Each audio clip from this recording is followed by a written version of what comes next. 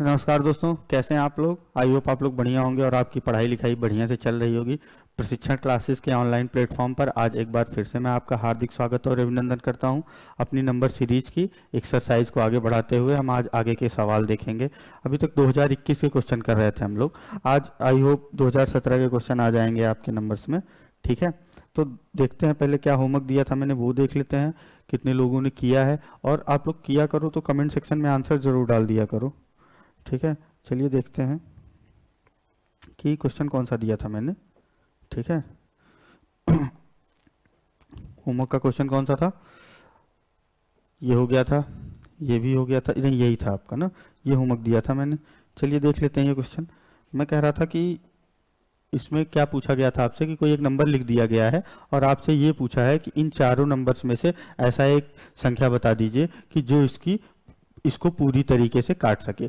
मैंने बताया था कि जब दो का डिविजिबिलिटी रूल क्या होता है, 2, 4, 8 और 16।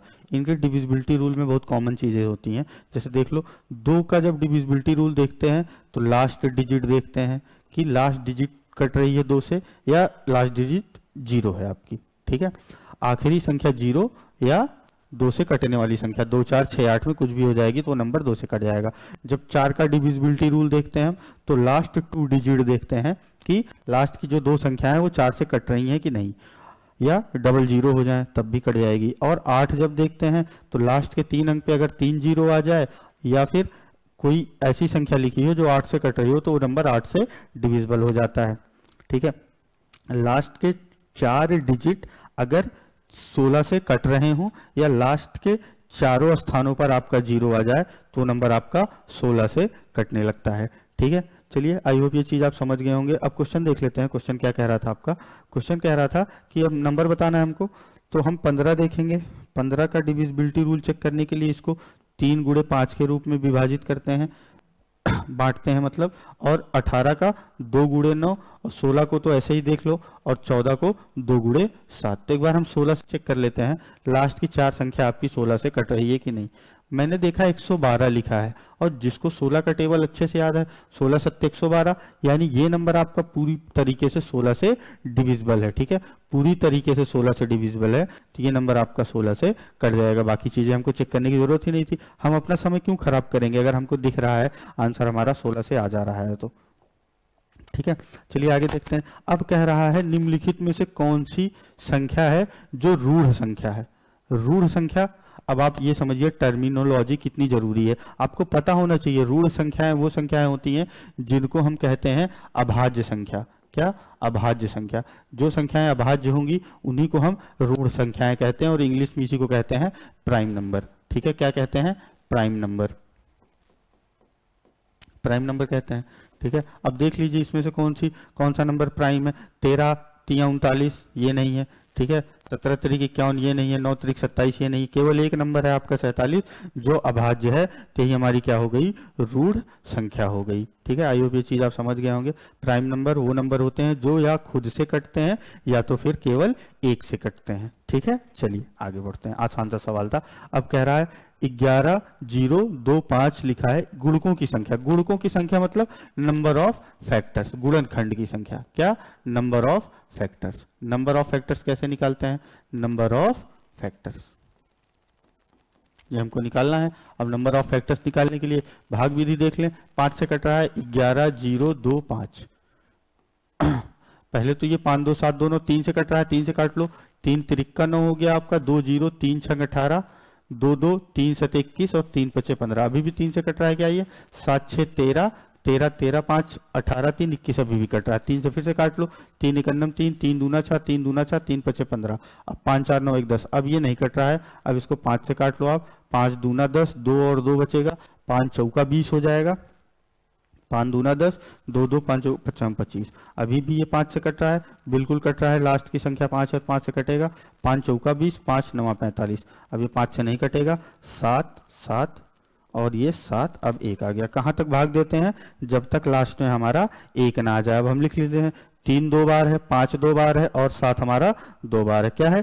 3 2 बार है, 5 2 बार है और 7 हमारा 2 बार है। ठीक है, 3 हमारा 2 बार था, 5 हमारा 2 बार था, 3 हमारा 2 बार था, 5 हमारा 2 बार था और 7 हमारा 2 बार था, ठीक। और जब हम नंबर ऑफ फैक्टर्स निकालते हैं, क्या नंबर ऑफ फैक्टर्स जब हम निकालते हैं तो हम क्या करते हैं, जो हमारी पावर होती है सब में 1 ऐड कर लेते हैं, पावर में 1 ऐड कर लो, पावर में 1 ऐड कर लो और पावर में 1 ऐड कर लो आप। अब आप देखो 3 3 3 3 त्रिक का 9 त्रिक 27, 27 क्या आ जाएगा हमारा, गुणकों की संख्या या नंबर ऑफ फैक्टर्स या गुणनखंडों की संख्या आ जाएगी। ऐसा क्वेश्चन मैंने करा रखा था, आई होप आपको समझ में आ गया होगा। चलिए आगे बढ़ते हैं और अगला क्वेश्चन देखते हैं।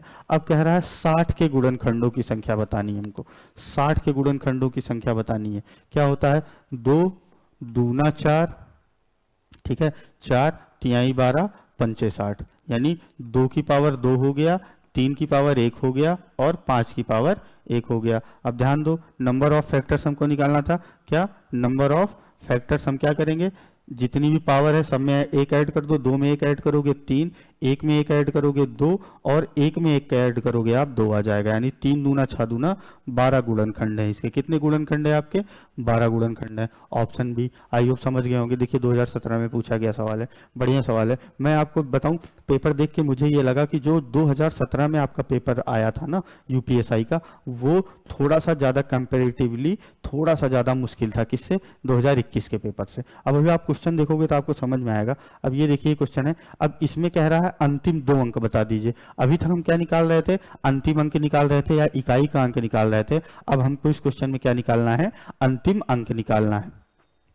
अंतिम 2 अंक निकालना है। आप अगर ध्यान से देखो, अगर आपको ये चीज पता हो कि 1 जीरो कैसे बनता है, 1 जीरो बनाने के लिए हमको क्या चाहिए होता है, नंबर ऑफ जीरोज जब मैं आपको करा रहा था, क्या कि नंबर ऑफ जीरोज जब मैंने आपको पढ़ाया था तो मैंने आपको एक चीज बताई थी कि 1 जीरो बनता कैसे है। फिर से बता दे रहा हूं, 1 जीरो बनाने के लिए आप क्या करते हो, अगर 2 को मैं 5 से गुणा कर दूं तो हमारा 10 बनता है, अर्थात 1 जीरो बनता है, ठीक है। इसी तरह से अगर 2 बार 2 आ जाए और 2 बार 5 आ जाए, 2 बार 2 आ जाए और 2 बार 5 आ जाए तो हमारा क्या बनता है, लास्ट में 2 जीरो बनता है। क्या बनता है, लास्ट में 2 जीरो बनता है। आई होप ये चीज आप समझ गए होंगे, ठीक है। 2 और 5 जरूरी होते हैं 1 जीरो बनाने के लिए। अब मैं ये 5 क्यों देख रहा हूं, मुझे यहाँ 125 दिख रहा था, ठीक है। मुझे यहाँ क्या दिख रहा था, मुझे यहाँ दिख रहा था 125, क्या दिख रहा था, 125 दिख रहा था, यानी 5 गुणे 5 गुणे 5 दिख रहा है, ठीक है।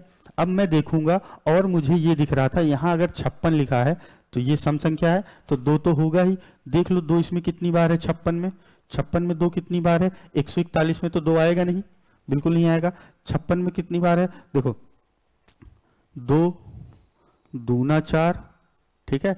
आप इसको काट के देख लो 56 को 2 से, बता दे रहा हूं कैसे करते हैं, ठीक है। 28 आएगा ये, फिर 2 से काटोगे, 14 आएगा ये, फिर 2 से काटोगे, 7 आएगा ये, फिर एक बार 7 आता है, 2 गुणे 2 गुणे 2 गुणे 7, यानी 56 में आपका 2 3 बार है, 56 में आपका 2 3 बार है, यहाँ 5 3 बार है, यानी ये 3 जीरो बनाएंगे आपके। कितने जीरो बनाएंगे, 1 2 3। लेकिन हमको 3 जीरो तो चाहिए नहीं था, हमको लास्ट की केवल 2 डिजिट चाहिए थे। लास्ट के 2 डिजिट हमारे क्या हो जाएंगे, डबल जीरो हो जाएंगे। अगर इसी क्वेश्चन में लास्ट संख्या पूछ लेता तब भी हम जीरो लगाते, ठीक है, तब जीरो आंसर में होता। लेकिन इसमें क्या पूछा था कि आखिरी 2 संख्याएं कौन सी हैं, अगर आखिरी 3 संख्याएं पूछ लेती तो तब भी आखिरी 3 संख्याएं हमारी तीनों जीरो ही हो जाती। क्यों, क्योंकि 3 बार 5 मिला है हमको और 3 बार 2 मिला है हमको। और सपोज दैट ये अगर यहाँ 5, सपोज दैट अगर हमको 5 2 बार मिलता और 2 कितनी भी बार मिल जाता, कोई दिक्कत नहीं है, ठीक है। अगर 4 बार मिलता, हम क्या बनाते, जोड़ा बनाते, जितने जोड़े बनेंगे उतने ही जीरो बनेंगे, ठीक है। अब इस 2 से कोई मतलब नहीं हमको 2 और 5 दोनों साथ में चाहिए होते हैं किसी एक जीरो को बनाने के लिए। आप बात समझो, अगर 5 कम है तो उतने जीरो हो जाएंगे, अगर 2 की संख्या कम होगी तो उतने जीरो हो जाएंगे। मेरा कहने का मतलब यहाँ 5 कम था तो कितने जीरो हुए, जितने 5 थे। अगर मान लीजिए कहीं 2 गुणे 2 गुणे 2 लिखा है और 5 गुणे 5 गुणे 5 गुणे 5 गुणे 5 लिखा है। अब आप यहाँ देखो, यहाँ 2 की संख्या कम है तो कितने जीरो हो जाएंगे, 1 2 3 जीरो हो जाएंगे। कितने जीरो हो जाएंगे, 1 2 3 जीरो हो जाएंगे। आई होप ये चीज आपको समझ में आ गई होगी। चलिए आगे बढ़ते हैं और अगला क्वेश्चन करते हैं हम, ठीक। अब अगला क्वेश्चन क्या कह रहा है कि निम्नलिखित में संख्याओं में से कौन सी संख्या 11 से विभाज्य है। अब चेक कर लो, 11 से विभाज्य मतलब 6 5 11, 11 1 12। अल्टरनेट डिजिट को सम करते हैं, 4 2 6 -6, ये नहीं होगा। ठीक, अब आप यहाँ देख लो 6 4 10, 10 1 11, 11 में 7 घट रहा है, ये भी नहीं कट रहा है। यहाँ देख लो 6 4 10 1 11, 11 में से 7 जाएगा, 5 और 2 7, 11 में से 7 जा रहा है, ये भी नहीं कट रहा। अब यहाँ देख लो आप 0 5 5 1 6, 6 बचा, और ये 4 2 6 बचा, यहाँ 0 आ गया, यानी ये संख्या कट रही है। 11 का डिविजिबिलिटी रूल, अल्टरनेट डिजिट्स को हम क्या करते हैं, ऐड कर लेते हैं, और जो डिजिट बचती है उसको भी ऐड कर लेते हैं, उनका आपस में क्या करते हैं, डिफरेंस निकाल लेते हैं, और डिफरेंस अगर हमारा 0 आ जाए या फिर 11 का मल्टीपल आ जाए तो वो संख्या हमारा क्या होती है, वो संख्या हमारा 11 से डिविजिबल होने लगती है। ठीक है, इतनी बार बार क्यों बोलता हूं मैं, ताकि आपके दिमाग में हमेशा के लिए घुस जाए, ये चीजें हमेशा दिमाग में रहें कि हाँ 11 का डिविजिबिलिटी रूल क्या होता है। अब आप देख लीजिए निम्नलिखित में से कौन सी संख्या, कौन सा 12 से विभाजित है। ठीक है, हमको डिविजिबिलिटी रूल किसका देखना है, 12 का देखना है। अब आप मेरी बात सुनो, अगर कोई संख्या 12 से कट रही होगी, 2 दूना 4 तिहाई 12, यानी वो संख्या 2 से भी कट रही होगी और वो संख्या आपकी 3 से भी कट रही होगी। अब आप ध्यान दो, 8 3 11 1 12, ये संख्या आपकी 3 से कट रही है, लेकिन पहले तो 2 से डिविजिबिलिटी रूल हटा दो, जिसके लास्ट में विषम संख्या है वो तो कट गया, ये कट गया आपका। ठीक है, अब आप ध्यान से देखो क्या कह रहा है, 6 2 8 1 9, ये संख्या किससे कट रही है, 6 2 8 1 9, ये 3 से कट रही है, 3 से कट रही है, 2 से कट रही है, और संख्या आपकी 4 से भी कटनी चाहिए। ध्यान दीजिएगा, संख्या आपकी 4 से भी कटनी चाहिए। किससे कटनी चाहिए, 4 से कटनी चाहिए। 4 3 12 होता है ना, ठीक, 4 से भी कटनी चाहिए। संख्या 4 से कट रही है क्या, नहीं कट रही है। ये संख्या 4 से कट रही है, बिल्कुल कट रही है, और लेकिन 8 2 10 1 11, ये संख्या 3 से नहीं कट रही है। केवल यही एक संख्या होगी फिर जो आपकी 4 से भी कटेगी और 3 से भी कटेगी। 3 से कैसे कट रही है, 9 2 11 1 12, डिजिट सम 12 आ गया, तो संख्या 3 से कट रही है। और अगर आपको 4 से काटना है तो लास्ट 2 डिजिट, 4 दूना 8 और 4 तिहाई 12, यानी ये संख्या 4 से भी कट रही है और 3 से भी कट रही है। और एक चीज और समझा दूं मैं, जैसे आपने ये 12 लिखा था ना, 12 लिखा था, तो हम ऐसे दो नंबर्स में इनको तोड़ते हैं जिनका एलसीएम 1 आए, यानी 3 गुणे 4, इनका एलसीएम नहीं sorry HCF highest common factor 1 आए। अब आप 3 से डिविजिबिलिटी रूल चेक कर लेते और 4 से डिविजिबिलिटी रूल चेक करते। आई होप ये चीज आपको समझ में आ गई होगी। चलिए आगे बढ़ते हैं और अगला क्वेश्चन देखते हैं। अगला क्वेश्चन हमसे क्या कह रहा है कि ये कोई संख्या लिख दी गई है और यहाँ पे हैशटैग लगा दिया गया है। क्या लगा दिया गया है, हैश लगा दिया गया है। उसके बाद कह रहा है कि हैश को किससे बदला जाए, किससे बदला जाए ताकि यह 8 का गुणज बन जाए। 8 का गुणज, 8 का डिविजिबिलिटी रूल पढ़ाते समय मैंने आपको एक बात बताई थी कि 8, कोई नंबर 8 से तब डिविजिबल होता है जब आखिरी 3 संख्या 8 से कट रही हो। क्या यहाँ आखिरी 3 संख्या 8 से कट रही है? भाई आखिरी 3 संख्या हमको पता ही नहीं है। पहली 2 संख्याएं हमको पता है 84, पहली 2 संख्याएं हमको पता है 84, तीसरी संख्या हमको नहीं पता। अब तीसरी संख्या के स्थान पे क्या क्या आ सकता है, 0 से लेके 9 तक कुछ भी आ सकता है, 0 से लेके 9 तक कुछ भी आ सकता है। तो हम एक एक नंबर रख के चेक करेंगे। क्या 0 रखने पे आएगा? नहीं आएगा, क्योंकि 84 8 से नहीं कटता। 1 रखने पे आएगा क्या? अगर 184 रखते हैं हम तो 8 दूनी 16 और 8 तिरिक 24 हो जाएगा। लेकिन यहाँ कह रहा है क्या, निम्नलिखित में से किससे बदला जाए। एक तो है नहीं आपका ऑप्शन में, एक तो है नहीं, तो एक नहीं रखेंगे, क्योंकि देखो ऑप्शन में तो एक है ही नहीं है ना, एक रखने पे कट तो जा रहा है। 2 ऑप्शन में 8 है। ठीक है, देख लेते हैं अभी। आप ये बताओ, 1 रखने पे 184 8 से कट रहा है, 8 दूना 16 8 तिरिक 24 कट जा रहा है, लेकिन एक ऑप्शन में ही नहीं है। 2 से देख लेते हैं, 2 रखने पे कटेगा 284 हो जाएगा। 2 रखने पे क्या हो जाएगा, 284। ध्यान दीजिएगा, 2 रखने पे क्या हो जाएगा, एक सिस्टमेटिक वे में लिख लेते हैं। क्या रख सकते हैं यहाँ, 0 से 9 रख सकते हैं। 0 रखने पे कट रहा है, नहीं कट रहा है। 1 रखने पे कट रहा है लेकिन एक ऑप्शन में ही नहीं है। 2 रखने पे क्या हो जाएगा, ये 284 हो जाएगा। 284 कटेगा, 8 तिरिक 24, 284 नहीं कटेगा, यानी 2 नहीं होगा। 3 देख लो, 384 हो जाएगा, ये 384 कट रहा है। 8 चौक 32, 8 अठाई 64, यानी 3 आपका कट रहा है। 4 रखने पे देखो 484, 8 संग 48, 4 से नहीं कट रहा है। 5 रखने पे कटेगा क्या, देख लो एक बार। 5 रख दो, मैं आपको सब चेक करवा दे रहा हूँ, ठीक है। 584, नहीं तो मुझे दिख गया था 3 से कट रहा है, 1 से कट रहा है, यानी ये आपका 9 से भी कटेगा, ठीक है। 9 रखने पे कट जाएगा। अभी देख लेते हैं। 584 काटिए, 5, 8 सत्ते 56, 8 त्रिक 24, 5 से भी कट जाएगा, ठीक है। 6 से शायद नहीं कटेगा एक बार, लेकिन चेक कर लो, 684, 8 अठाई 64 नहीं कट रहा है, ठीक है।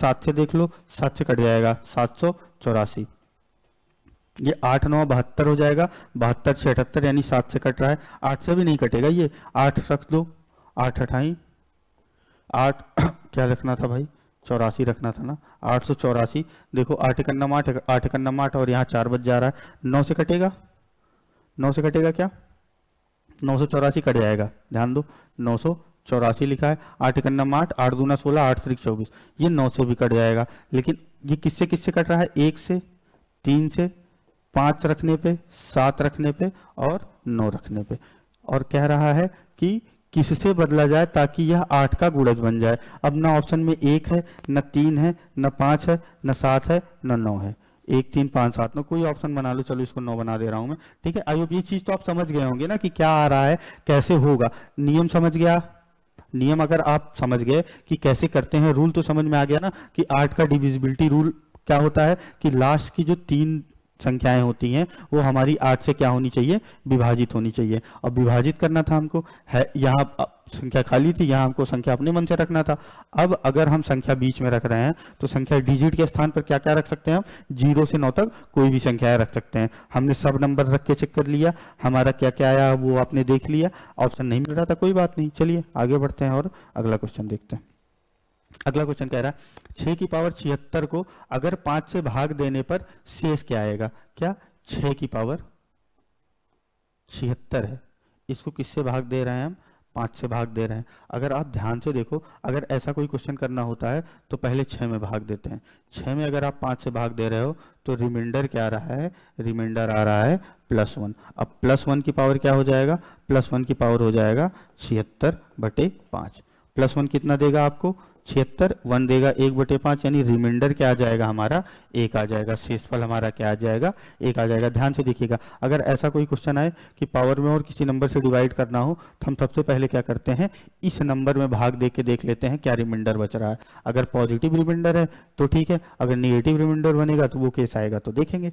चलिए आगे बढ़ते हैं, अगला क्वेश्चन। अब यहाँ ध्यान से देखिए, कह रहा है जो 49 है इसकी पावर 61 है और इसको हमको डिवाइड किससे करना है, 35 से करना है। किससे डिवाइड करना है, 35 से करना है। अब आप ध्यान से देखो, 49 है, 49 को 7 गुणे 7 की पावर 61 लिख लेता हूं मैं।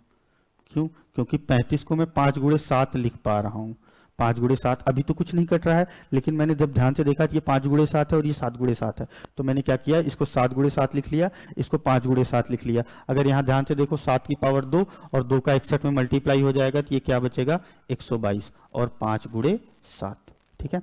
अब ये अगर 7 से 7 कट जाएगा एक बार तो यहाँ क्या बचेगा, 7 की पावर 121/5, एक 7 कट गया है। अब आप ध्यान से देखो तो 7 की पावर 49 होता है, 7 का अगर हम स्क्वायर करते हैं तो वो 49 आता है, क्योंकि हमको दिख रहा है 7 से कटेगा तो ये 2 देगा और 2 की पावर 121, बहुत लंबा चौड़ा हो जाएगा। हम क्यों ना ऐसा कुछ करें कि +1 -1 बने, अगर 7 का स्क्वायर कर देंगे तो 49 हो जाएगा, और अगर 49 को हम 5 से काटेंगे तो हमारा रिमाइंडर -1 बच जाएगा, ठीक है। अब आप ध्यान से देखो, मैं ये कर लूँ कि उसके लिए हमको 7 का स्क्वायर चाहिए, 7 का स्क्वायर अगर करोगे तो ये 121 है, अगर 7 का स्क्वायर चाहिए आपको, इसकी पावर आप 60 कर दो और गुणे 7 लिख सकते हो इसको। ध्यान से देखिए, एक बार फिर से देख लीजिए, इसको हम क्या लिख सकते हैं, 7 की पावर 120 गुणे 7/5। अब ध्यान से देखो, 7 की पावर 120 हो गया और मल्टीप्लाइड बाई 7 हो गया, क्योंकि मुझे इसका 7 का स्क्वायर बनाना था, तो यहाँ एक ऐसा नंबर बनाया मैंने जो 2 से कट जाए। अब ये क्या हो जाएगा, ये हो जाएगा 7 की स्क्वायर की power 60 multiplied by 7 divided by 5। अगर आप ध्यान से देखो ये 7 7 49 बनता है, अगर 49/5 करूंगा मैं, 49/5 करूंगा तो प्लस रिमाइंडर 4 बचता है, निगेटिव रिमाइंडर -1 बचता है। जब हमने वहां 2 नहीं लिया तो यहाँ 4 क्यों लेंगे, हमारा कैलकुलेशन और बड़ा हो जाएगा। मैं -1 रखता हूँ, -1 की पावर 60 हो गया ये, और मल्टीप्लाइड बाई, अगर 5 की पावर 7 में 5 से भाग दोगे तो रिमाइंडर 2 बचेगा बटे 5। अब माइनस की पावर क्या है, माइनस की पावर क्या है, माइनस की पावर आपकी क्या है इवन है कि ऑड है, माइनस की पावर इवन है तो ये प्लस हो जाएगा, यानी 2/5। यहाँ रिमाइंडर क्या मिला हमको, 5 मिला। यहाँ रिमाइंडर हमको क्या मिला, 5, सॉरी यहाँ रिमाइंडर हमको क्या मिला, 2 मिला है, रिमाइंडर 2 मिला है। लेकिन रिमाइंडर 2 तो ऑप्शन में ही नहीं है, कैसे होगा भाई, आप तो भाग 35 से दे रहे हो ना, यहाँ आप 5 से निकाल रहे हो। आप मेरी बात सुनो ध्यान से जरा, आप भाग 35 से दे रहे थे, यहाँ आप 5 से निकाल रहे हो। किससे निकाल रहे हो, 5 से निकाल रहे हो। यहाँ 2 बच रहा है, ठीक है। अब इसको 35 बनाने के लिए मैं 7 से ऊपर मल्टीप्लाई कर दूं और 7 से नीचे मल्टीप्लाई कर दूं। अब ये 35 बन गया, ये 14 बच गया, ठीक है। हमारा रिमाइंडर कितना आ गया, 34 आ गया। ध्यान दीजिएगा भाई, यहाँ 5 कर दिया था ना हमने, अपना कैलकुलेशन आसान करने के लिए मैंने पहले 7 को हटा दिया, लेकिन हमको बाद में 7 चाहिए रहेगा, ठीक है।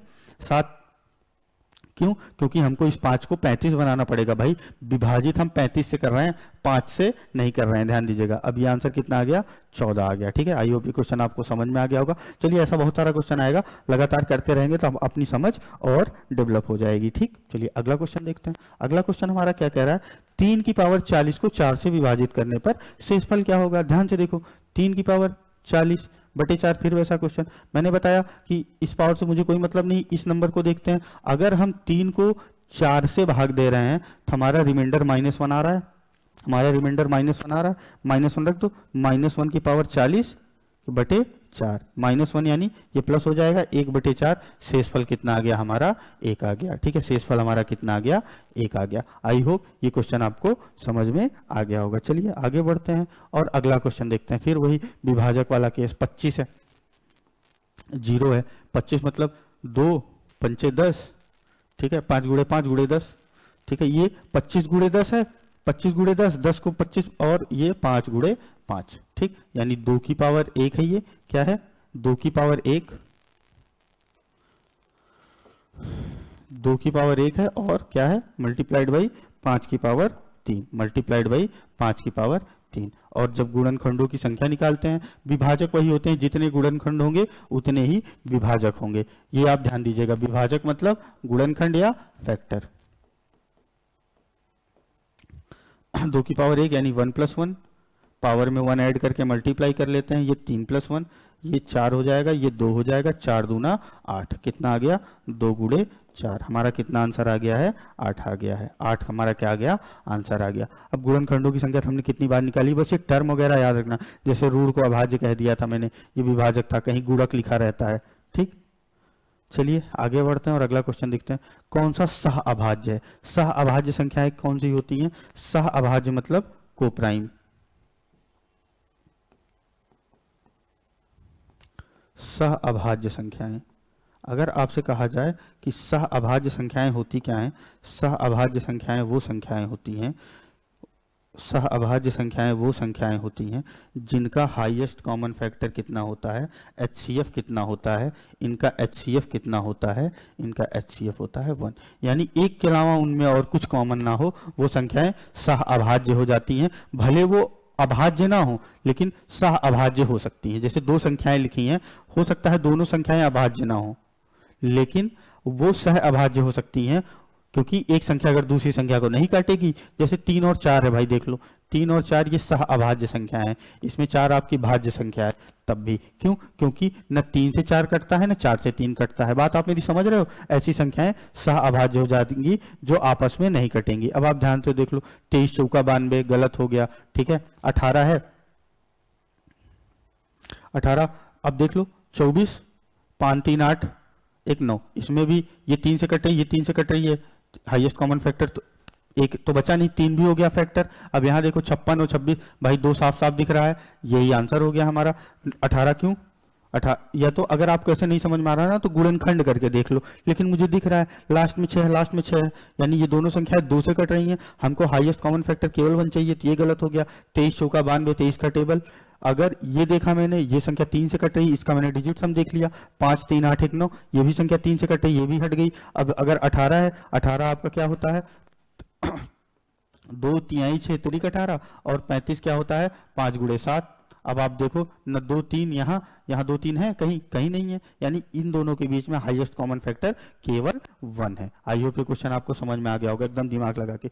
संख्याएं भाज्य हो सकती हैं, कोई दिक्कत नहीं है। लेकिन अगर वो आपस में 1 के अलावा कोई और फैक्टर कॉमन नहीं रखती हैं तो वो संख्याएं आपस में को प्राइम या सहभाज्य कहलाती हैं। ठीक है, आई होप ये चीजें आपको समझ में आ गई होंगी बढ़िया से। चलिए आगे बढ़ते हैं, अगला क्वेश्चन देखते हैं। अब अगला क्वेश्चन, ये क्वेश्चन मैं कह रहा हूं कि आप होमवर्क में करिएगा, इसके आगे हम देखेंगे अपनी अगले वीडियो में, अगले सेशन में हम मिलते हैं, वहां से क्वेश्चन को आगे बढ़ाया जाएगा। ठीक है, ये क्वेश्चन अगर कर पाइएगा तो करिएगा, आई होप हो बच जाएगा। अगर थोड़ा ध्यान से करेंगे तो आप हो भी जाएगा, कोई बहुत मुश्किल सवाल नहीं है, यूपीएससी 2017 का सवाल है। अब मतलब लगभग 2021 के क्वेश्चन हमने कंप्लीट कर लिए हैं, अब 2017 की तरफ बढ़ेंगे। तो 2017 में थोड़े अच्छे क्वेश्चन पूछे गए थे, तो इसलिए इस क्वेश्चन को थोड़ा और ज़्यादा अटेंटिव होके और ज़्यादा मेहनत से करने की जरूरत है। हो सकता है हमें भी कोई पैटर्न रिपीट हो जाए, सेम टाइप का क्वेश्चन मिल जाए हमको, तो हमको तो फायदा मिल जाएगा, हम जल्दी से कर भी लेंगे और सही से ही कर लेंगे। चलिए मिलते हैं आपको अगली क्लास में, तब तक के लिए आप अच्छे से खुश रहिए, मस्त रहिए और अपनी पढ़ाई अच्छे से करते रहिए। धन्यवाद, थैंक यू सो मच।